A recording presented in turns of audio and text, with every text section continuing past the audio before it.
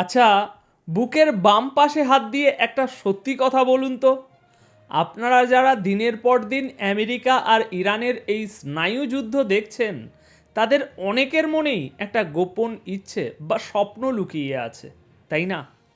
নিশ্চয়ই ভাবছেন, আহা, কবে সেই দিনটা আসবে, কবে নিজের কানে শুনবো যে ইরানের মিসাইল আমেরিকার ওই বিশাল যুদ্ধজাহাজকে মাঝ সমুদ্রে ডুবিয়ে দিয়েছে। কিংবা আমার মৃত্যুর আগে অন্তত এটুকু যদি দেখতে পারতাম যে আমেরিকার মতো দাপুটে সুপার পাওয়ার কারো ভয়ে পিছু হটেছে।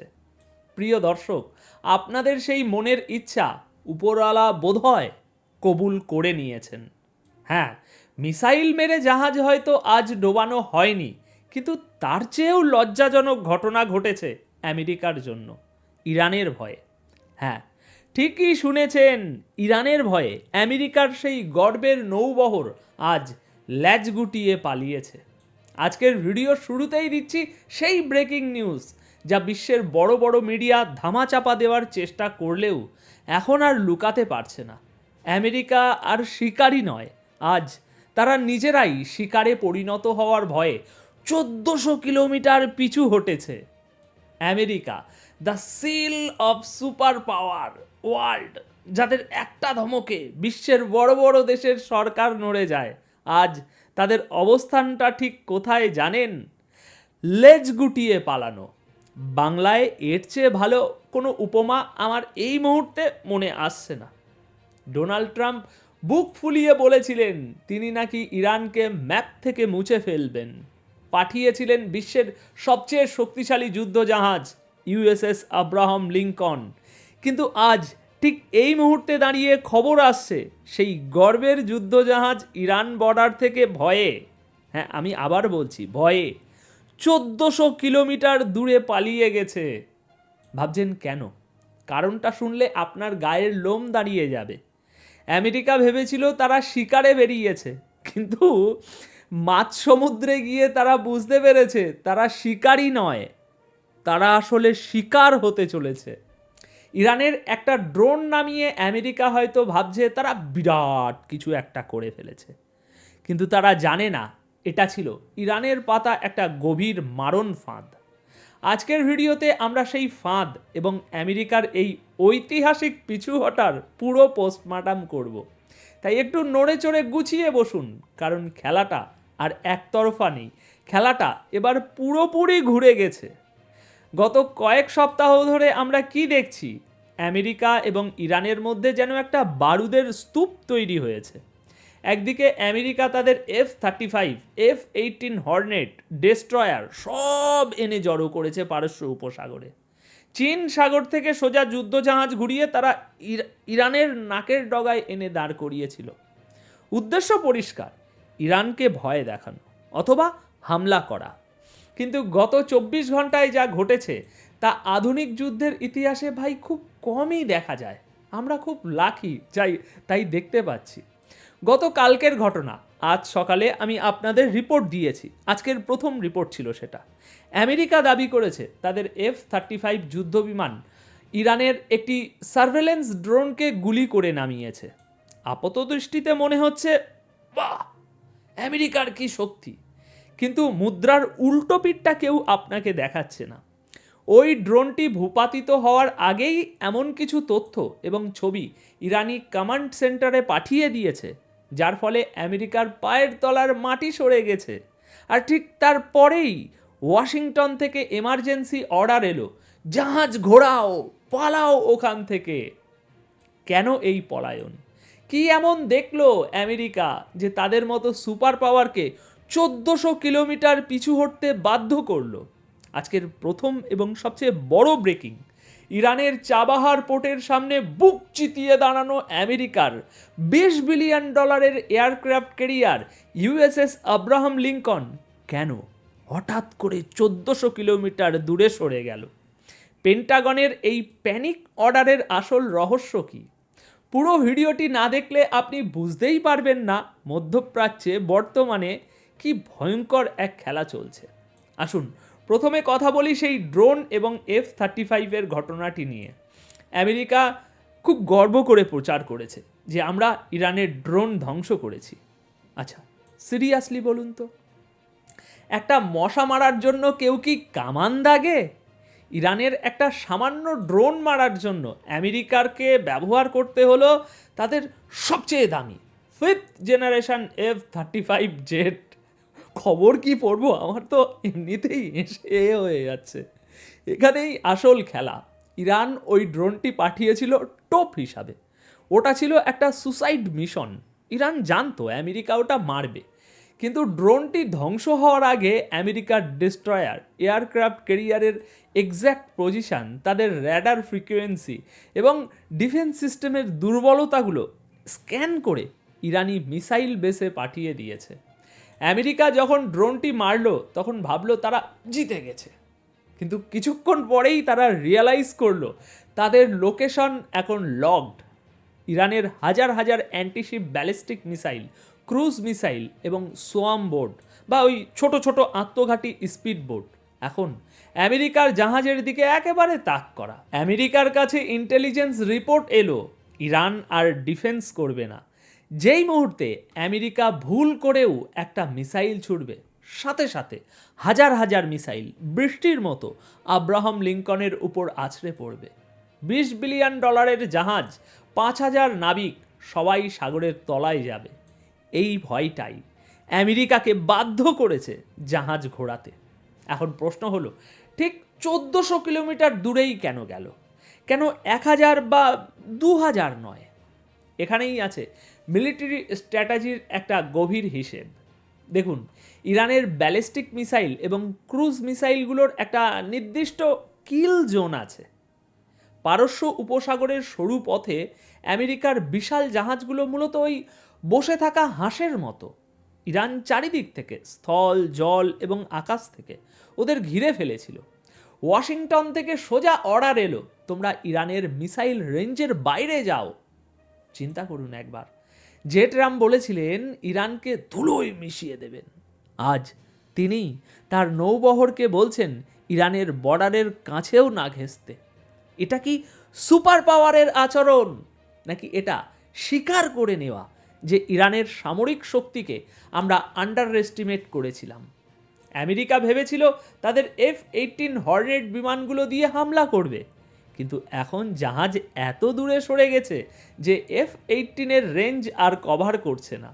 মানে আমেরিকা নিজেকে বাঁচাতে গিয়ে নিজেরই হাত পা বেঁধে ফেলেছে। একেই বলে গর্ত খুঁড়লে সেই গর্তে নিজেকেই পড়তে হয়। এবার আসি জিওপলিটিক্সের আরও একটু গভীর বিশ্লেষণে।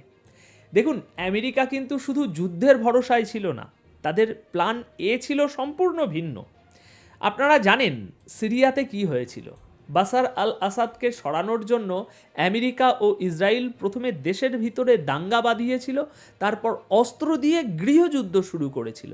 ঠিক একই ছক তারা কষেছিল ইরানের জন্য। ট্রাম্প এবং নেতানিয়াহুর প্ল্যান ছিল প্রথমে ইরানের ভিতরে অর্থনৈতিক অবরোধ দিয়ে মানুষের জীবন অতিষ্ঠ করে তোলা হবে, তারপর সরকারের বিরুদ্ধে মানুষকে রাস্তায় নামানো হবে, দাঙ্গা হবে, পার্লামেন্ট জ্বলবে, সেনাপ্রধানরা নিহত হবেন, আর সেই বিশৃঙ্খলার সুযোগে আমেরিকা শান্তি রক্ষার নামে ইরানে ঢুকবে। তাদের প্ল্যান এতটাই পাকা ছিল যে পশ্চিমা মিডিয়াতে গুজব রটিয়ে দেয়া হয়েছিল যে ইরানের সুপ্রিম লিডার আয়াতুল্লাহ খামেনি ভয়ে রাশিয়া পালিয়ে যাচ্ছেন। আমি এই নিউজ কভার করেছিলাম, সেদিনও আপনাদের একই কথা বলেছিলাম, যেগুলো পশ্চিমা মিডিয়ার গুজব ছাড়া আর কিছুই নয়। কিন্তু মানে ভাবা যায় কি ধরনের গেম চলছে। কিন্তু এখন বাস্তবতা কি? ইরানের ইন্টেলিজেন্স সার্ভিস আমেরিকার এই পুরো প্ল্যান আগেই ধরে ফেলেছিল।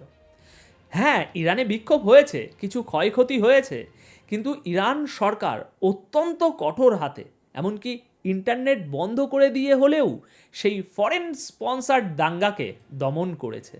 আমেরিকা এবং ইসরায়েল চেয়েছিল ইরানের ভেতর থেকে ধস নামাতে। তারা ভেবেছিল ইরানের জনগণ তাদের নেতাদের মেরে ফেলবে, কিন্তু আয়াতুল্লাহ খামেনি এবং তার গার্ডসরা যেভাবে পরিস্থিতি সামাল দিয়েছে তাতে সেটা পশ্চিমাদের কাছে দুঃস্বপ্নের মতো। তাদের 250টির বেশি প্ল্যান ভেস্তে গেছে, পার্লামেন্ট দখলের প্ল্যান, সেনা ক্যাম্প ওড়ানোর প্ল্যান, সব ফ্লপ। আজ যখন আমেরিকা দেখলো ভেতর থেকে ইরান ভাঙছে না, তখনই তারা বাইরে থেকে জাহাজ এনে ভয় দেখাতে চাইলো। কিন্তু আবার হাসি পাচ্ছে, কিন্তু সেখানেও তারা ব্যর্থ। অর্থাৎ প্ল্যান এ অভ্যুত্থান, ব্যর্থ। প্ল্যান বি যুদ্ধ, ব্যর্থ। সবচেয়ে ইন্টারেস্টিং বিষয় হলো ইরানের মানসিকতার পরিবর্তন। এত বছর ধরে আমরা দেখেছি ইরান মার খেলে প্রায় হজম করে নিত, কিন্তু এবার আয়াতুল্লাহ খামিনি ইরানের মিলিটারি ডক্টরিন বা যুদ্ধের নীতি পুরোপুরি বদলে দিয়েছেন। ইরান এখন রিয়েল টাইম ইন্টেলিজেন্স ব্যবহার করছে, আর এই কাজে তাদের সাহায্য করছে কে? অবশ্যই চীন এবং রাশিয়া, যে যাই বলুক। চীনের স্যাটেলাইটগুলো এখন 24 ঘন্টা আমেরিকার প্রতিটি মুভমেন্ট ট্র্যাক করছে।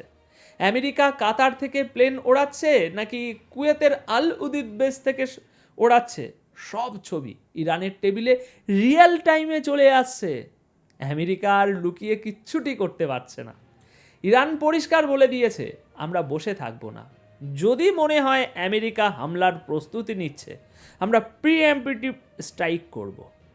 চিন্তা করুন এবার, একটা দেশ যাদের বছরের পর বছর স্যাংশন দিয়ে রাখা হয়েছে, তারা আজ আমেরিকার চোখের দিকে তাকিয়ে বলছে, সাহস থাকলে আয়, আয় সাহস থাকলে।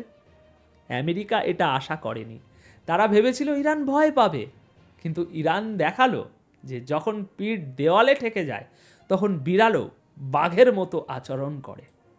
আমেরিকার এই অসহায়ত্ব আপনারা আরও একটা জায়গায় বুঝতে পারবেন। খেয়াল করেছেন কিনা জানি না, আমেরিকা হঠাৎ করেই এখন ভারতের প্রতি খুব নমনীয় হয়ে গেছে। যে আমেরিকা কিছুদিন আগেও ভারতের উপর ট্যারিফ বা শুল্ক নিয়ে ব্যাপক ঝামেলা করছিল, তারা এখন ভারতের সাথে দোস্তি বাড়াতে ব্যস্ত। কেন জানেন? কারণ আমেরিকা একা আর পারছে না, তাদের অর্থনীতি নড়বড়ে, ডলারের মান নিয়ে প্রশ্ন উঠছে, চীন চোখ রাঙাচ্ছে, রাশিয়া ইউক্রেনে ব্যস্ত, কিন্তু ইরানের পিছনে দাঁড়িয়ে আছে। এই অবস্থায় আমেরিকা চায় ভারতকে তাদের পাশে রাখতে, বা অন্তত নিউট্রাল রাখতে। আমেরিকা বুঝতে পারছে যদি এখন যুদ্ধ লাগে আর তাদের এয়ারক্রাফট ক্যারিয়ার ডুবে যায়, তাহলে বিশ্বজুড়ে আমেরিকার ওই সুপার পাওয়ার তকমাটা চিরতরের জন্য ধুয়ে মুছে সাফ হয়ে যাবে। তাই তারা মুখে যতই হুঙ্কার দিক, তলে তলে তারা পালানোর পথ খুঁজছে। ট্রাম্পের ওই আমি আসছি, আমি উড়িয়ে দেব, এগুলো এখন শুধুই ফাঁকা বুলি প্রমাণিত হচ্ছে, যা তাদের নিজেদের মিডিয়াও আর বিশ্বাস করছে না। এখন সবশেষে একটা কথাই বলবো, দেখুন, যুদ্ধ কেউ চায় না, কিন্তু আমেরিকা যেভাবে দাদাগিরি ফলাতে গিয়েছিল, ইরান তাদের চোখে আঙুল দিয়ে দেখিয়ে দিল যে দাদাগিরির দিন শেষ। 1400 কিলোমিটার দূরে সরে যাওয়াটা কেবল একটা জাহাজের সরে যাওয়া নয়, এটা আমেরিকার আত্মবিশ্বাসের সরে যাওয়া। তারা বুঝতে পেরেছে ইরান ইরাক বা আফগানিস্তান নয়, এখানে ঢুকলে বের হওয়ার রাস্তা পাওয়া যাবে না। ড্রোন ভূপাতিত করে আমেরিকা হয়তো একটা ছোট্ট ট্যাকটিক্যাল জয় পেয়েছে, কিন্তু স্ট্র্যাটেজিক বা কৌশলগত দিক থেকে তারা ইরানের পাতা ফাঁদে পা দিয়ে ফেলেছে। এখন তারা চাইলেও সামনে এগোতে পারবে না, আবার পিছু হটলে মান সম্মান থাকবে না। এই এক অদ্ভুত পরিস্থিতি, অদ্ভুত, সত্যিই অদ্ভুত পরিস্থিতি। শ্যাম রাখি না কুল রাখি, এরকম একটা অবস্থা। এখন দেখার বিষয়, আমেরিকা তাদের এই অপমান হজম করে চুপচাপ বসে থাকে, নাকি ইগোর বশবর্তী হয়ে এমন কোনো ভুল করে বসে যা তৃতীয় বিশ্বযুদ্ধের কারণ হয়ে দাঁড়ায়। তবে আমার ব্যক্তিগত মতামত, আমেরিকা এখন আর সেই রিস্ক নেবে না, কারণ বাণিজ্যের ক্ষতি তারা সইতে পারে, কিন্তু এয়ারক্রাফট ক্যারিয়ার ডোবার দৃশ্য তারা স্বপ্নেও দেখতে চায় না। এখন আপনাদের কি মনে হয়, আমেরিকা কি ভয়ে পিছু হটল, নাকি এটা কোনো নতুন ঝড়ের পূর্বাভাস? আপনাদের মতামত কমেন্ট বক্সে অবশ্যই জানাবেন। আপনাদের প্রতিটি কমেন্ট আমি পড়ি এবং সেখান থেকেই পরবর্তী ভিডিওর রসদ পাই। আর ভিডিওটি আপনার যদি ভালো লেগে থাকে, পছন্দ হয়ে থাকে, তাহলে একটি লাইক দিন এবং আপনার বন্ধুদের সাথে শেয়ার করে সত্যটা ছড়িয়ে দিন। আর হ্যাঁ, জিওপলিটিক্সের এমন গভীর বিশ্লেষণ শুনতে আমাদের চ্যানেলটি সাবস্ক্রাইব করে বেল আইকনটি বাজিয়ে দিতে ভুলবেন না। তাহলে দেখা হচ্ছে পরের ভিডিওতে। ততক্ষণ পর্যন্ত চোখ কান খোলা রাখুন, কারণ মনে রাখবেন, খবর যা দেখছেন আসল ঘটনা তার চেয়েও গভীর। ধন্যবাদ আপনাদের সকলকে।